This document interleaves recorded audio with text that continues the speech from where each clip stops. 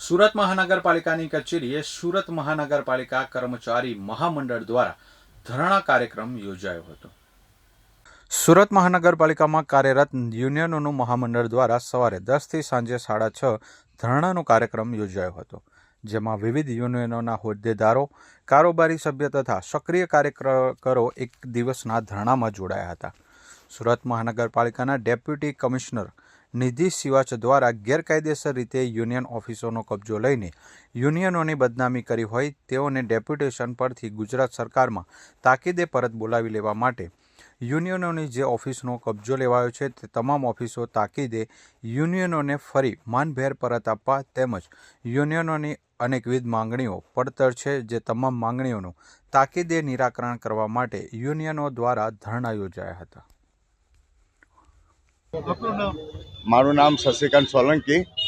અમે લોકો મહામંડળ તમામ અમારા યુનિયન સહિત આજે કામદાર કર્મચારીઓના પ્રશ્ન માટે આજે અમે લોકો ધરણા પર બેસેલા છે।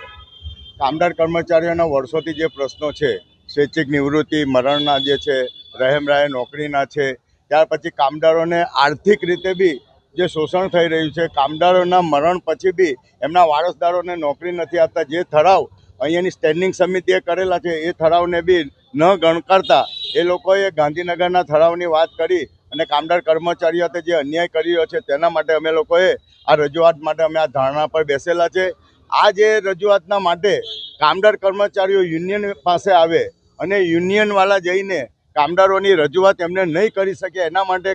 યુનિયનવાળાના માટે યુનિયન પર દબાણ લાવીને એમની ઓફિસ બી છીનવી આજે યુનિયનવાળાને તમામને ઓફિસ વગર બી સુરત મહાનગરપાલિકા કર્મચારી મહામંડળ મુખ્ય ઉદ્દેશ એ છે, છેલ્લા કેટલાક સમયથી વહીવટી તંત્ર